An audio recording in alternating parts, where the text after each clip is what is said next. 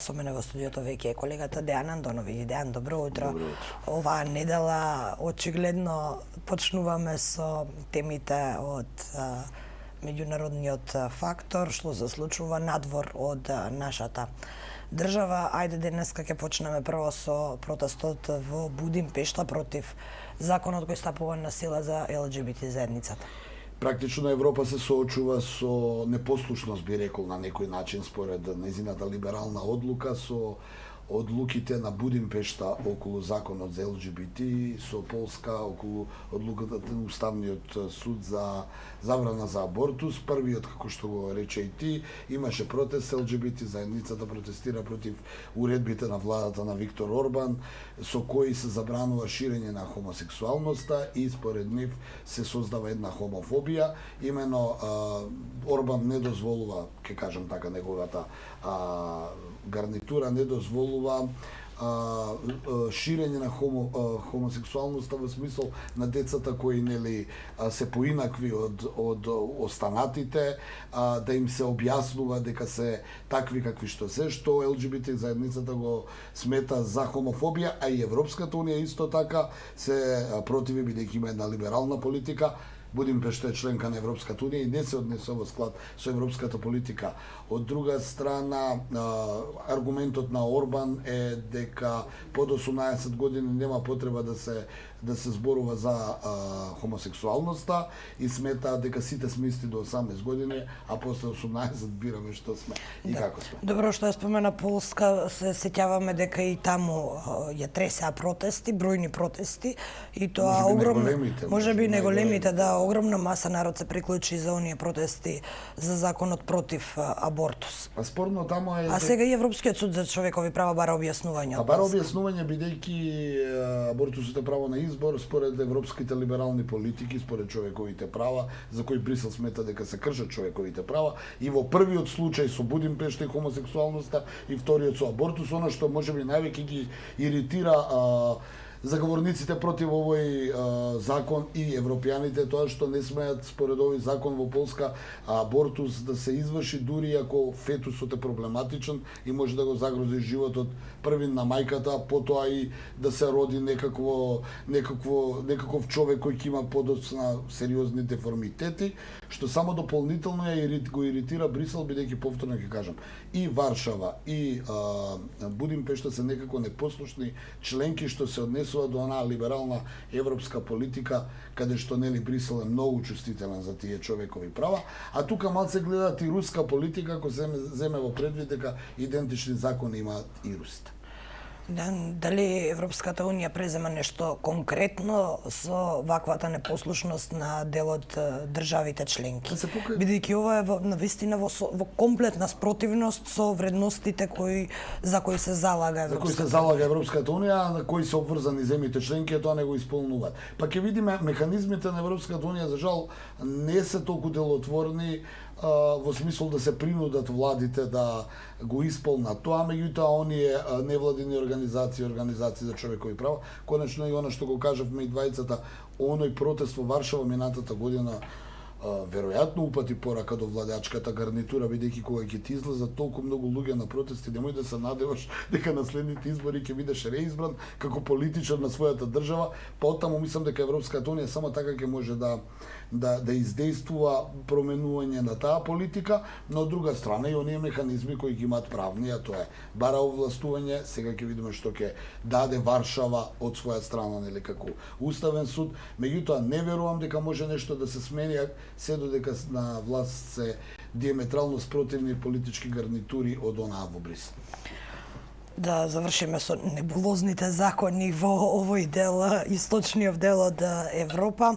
Она што исто така се случува кога е ковид пандемијата во прашање е дека Европската унија и предлага на Русија меѓусебно признавање на сертификатите за вакцина. Ова е нешто што сите го бара. Затоа што огромен број граѓани на Европската унија, жители на Европската унија, пак се вакцинираа со руската вакцина и исто така падна таа небулоза, бидејќи ги следиме во континуитет на станите. Јас ќе потсетам дека минатата година токму од европските земји не од Унијата, но од членките на Европската Унија, дојде предлог да се издаваат ковид пасоши исклучиво со вакцини кои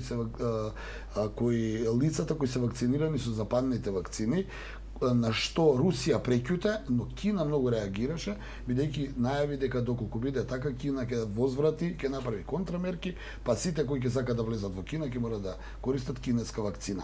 Ми се чини дека ова е добар тренд, бидејќи вакцината е вакцина. Ако Спутник В и Синофарм и сите овие вакцини од истокот го поминале светскиот на СЗО сертификат дека се добри вакцини, треба на луѓето да им се олесни, бидејќи ние го зборевме примерот, еве како новинари, која вакцина јас и ти би ја земале. Ние мораме да одиме и во европските земји, во Брисел или било каде, но може и во Москва утре да одиме, зарем 2 вакцини ќе морам да примам за да добијам ковид пасош. А при тоа, освен Србија, ниту една друга држава не даде право на избор. Да, немавме ниту ние кога дојдовме. Немавме право на избор, но повторно ќе кажеме, еве и да имаме право на избор. Дали јас ќе морам ако идам да известам од Брисел да примам една вакцина, ако идам од Москва или не знам источниве земји друга вакцина. Така да ми се чини дека ова одличен предлог на Брисел и мислам дека Москва оберучки ќе го прифати, бидејќи конечно протокот слободен на луѓето и стоки е многу важен денеска, особено по пандемијата која не фрли на колена економски цел свет.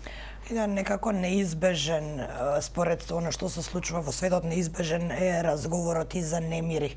Овој пат на Хаити. На Хаити немири, Жованел Моиз беше председателот кој беше ликвидиран пред 3 дена, новиот развој на настаните е хаос по улиците на Хаити. Таа е една сиромашна карипска држава, 11 милиони, која со години има разноразни диктатори кои само го фрлија населението на колена.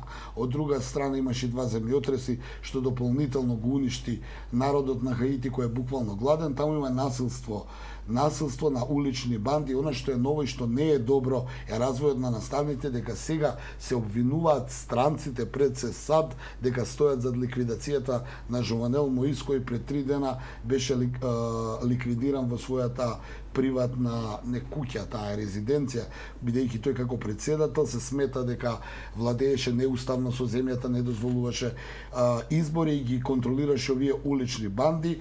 4 странци се убиени, 2 биле наводно припадници на американската ДЕА, иако официјално САД не коментираат, сепак се чини дека таможната власт во Порто-Пренс планира да ги заостри односите со Соединетите Американски држави. Повторно ќе очекуваме да видиме што ќе каже официјален Париз. Ќе потсетам, Хаити е поранешна француска колонија, се наоѓа на Карибите и Франција пред 20 години прати војска, иако веќе не е нивна колонија, буквално испрати своја армија да го урне тогашниот диктатор Жан Бертран Арестет, кој правеше буквално многу голема диктатура врз тие сироти луѓе.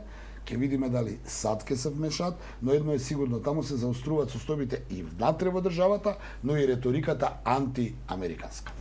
И да се окружиме со еден фоллоуап на нашиот претходен разговор, на претходната анализа, што се случи, дали има реперкусии за оние напади кои се случија во текот на 3 дена за славењето на денот на независноста на САД? Па Њујорк е во военна состојба, реперкусии има и уапсени се многу од лицата кои учествувале во вооружените судири, некои се пуштени, некои се со прекршочни, а некои се и со кривични пријави. Повторно ќе кажам, законот за либерално набавка и поседување на оружје во САД е главната причина зошто има толку насилство, особено што состојбите во светот, пандемијата, беспарицата и сите оние политички процеси со кои ние се соочуваме како генерации, веројатно дополнително прави лицата кои имаат полабилен психолошки карактер да посегнат по решавање на некои своји проблеми со огнено оружје. Њујорк има сериозни проблеми, САД има сериозни проблеми. Ке чекаме администрацијата на Бајден да го донесе на сила долго најавуваниот закон со кој ќе се ограничи и контролира продажбата, употребата и давањето на оружје, огнено оружје во САД.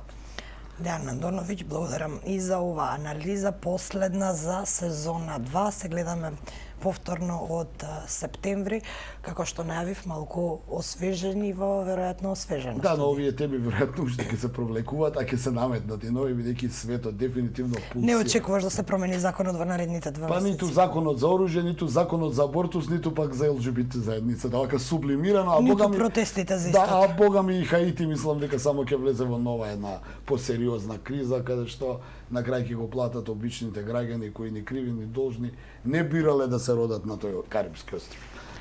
Како и сите кои се наоѓаат во состојба на војна, за жал. За жал, да. Да, благодарам уште Благодарам и на еднаш. вас.